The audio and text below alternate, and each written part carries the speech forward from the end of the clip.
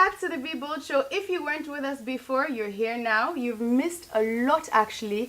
We had African dance aerobics, we looked at preachers, and we had EL right here with us in the studio. And he gave away some CDs. And they all gave away stuff, actually. We have 3 different gifts that you can win by going onto Facebook or our website.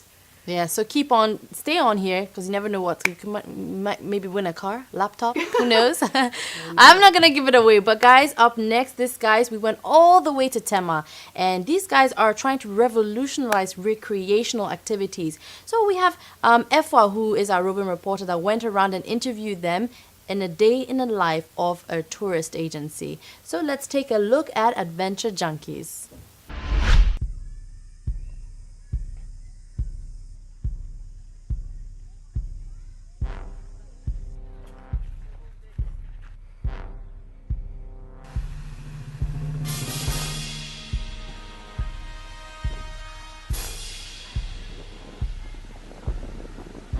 Adventure Junkies is basically into tourism, but we put a twist in there that makes the tourism package a whole lot of fun. And also, we realized there was an empty market about Ghanaians being able to travel to explore the country on their own.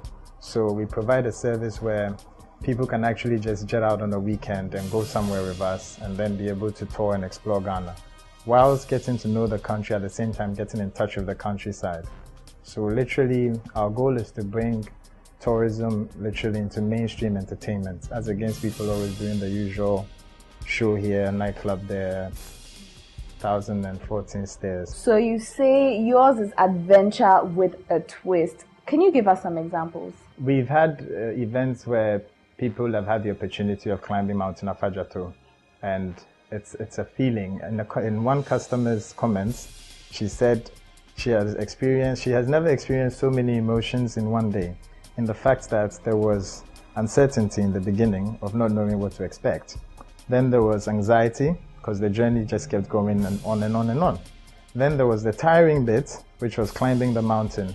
Then the more tiring bit, which was climbing and climbing and climbing. Then she hits the top and it's just elation, reaching the top of the mountain. Then after that, we descend the mountain, get through a forest at the late hour of night, and go to a waterfall, which I believe you wouldn't get anywhere. That's just one of 6 that I have to say.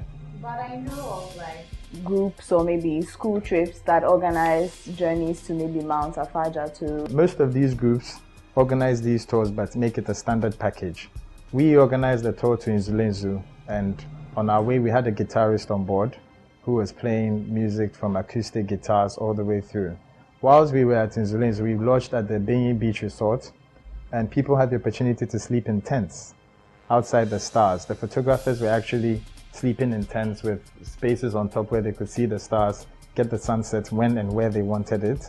Also, we had a barbecue at the beach together with a bonfire where people kept putting marshmallows in the fire and enjoying it, etc., etc.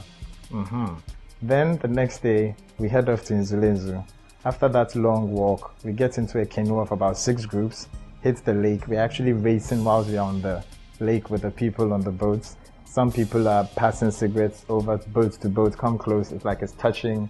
At the same time, in all this mayhem and fun, there's the strings going on and you can hear the music. Marketing is going quite well. So far, one advantage of marketing has been the name, Adventure Junkies. People hear the name Adventure Junkies and the next thing they want to know is, okay, what's that about? Then they ask, why the name Junkies? You break it down to them and mostly what you hear is, I don't think I'd ever forget you guys. So why the name Junkies then? Okay, tell us about the whole idea behind Adventure Junkies, coming up with the concept. First of all, a junkie is a fiend for something. Okay, so let's say somebody's a Christ junkie, somebody's a cocaine junkie. We used to crave adventure. We had been out on our own on so many tours and so many events that we'll go to festivals, we'll go to tour places.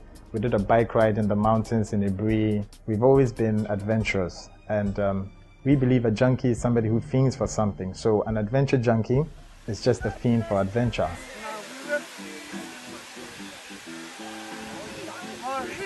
take a secret. Once it net down a circle, and to the brink of dawn. So basically, it's through your love of adventure that actually inspired you guys to start this business. Tell us about funding. How do you fund these events? Most of the funding comes from our pockets. So right now, you guys are not making any profits. As at now, technically speaking, we are breaking even. We are making profits, but we have invested a lot of money into it, so you can't say they are profits at the moment. Because we bought tents, we bought a grill, we bought that. I'm not expecting us to make that in a day. So in due time, we will make the money, but yeah, profits are coming in now.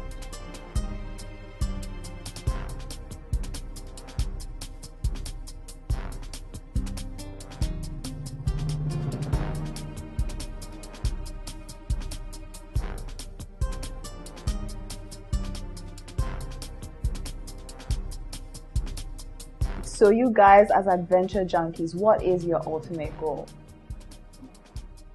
Our ultimate goal is to be that single company that people look up to when they talk about touring, outdoor entertainment, and also just information about the country, literally speaking. And how is tourism doing in Ghana?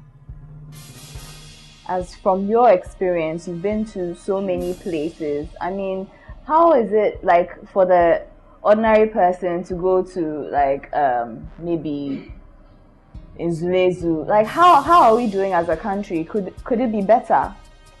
Okay, as a country, it could be a zillion times better. As at now, I could say we are doing well because tourism, they say, is the third pointer in the GDP. The third highest earner of the country is tourism. But like anything else in this country, the running of it and the money involved in it just seems to disappear. But tourism itself is actually a very good avenue. Our customer range literally goes from 18 years to the oldest we've had on our trips is 55. On our trips. 18. So we literally cut across all age ranges and demographics. And what are some of the challenges you guys have been through in this business?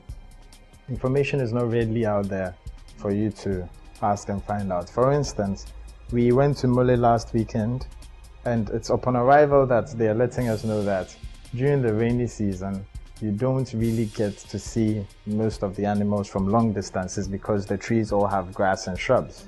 But during the dry season, the grass are all dead, the tree leaves are falling, and you can actually spot an animal from miles away. So that you could have planned your trip With better. that, we could have planned our trip better. But there's no information on their website. There's nothing available. You go on internet, you get a number for Mole Hotel, you call for 6 months, nobody is picking up until you find somebody who actually went there and comes back and says, this is the manager's phone number, call him.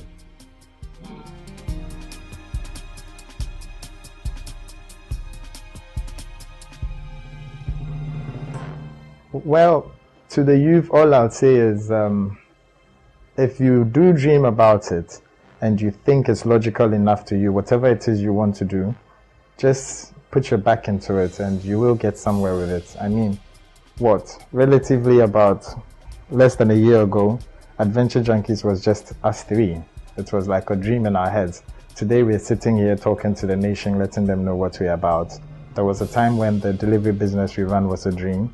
It's also been happening. So if you have a dream and to you it makes sense, go for it. Who knows? You could be the next that guy.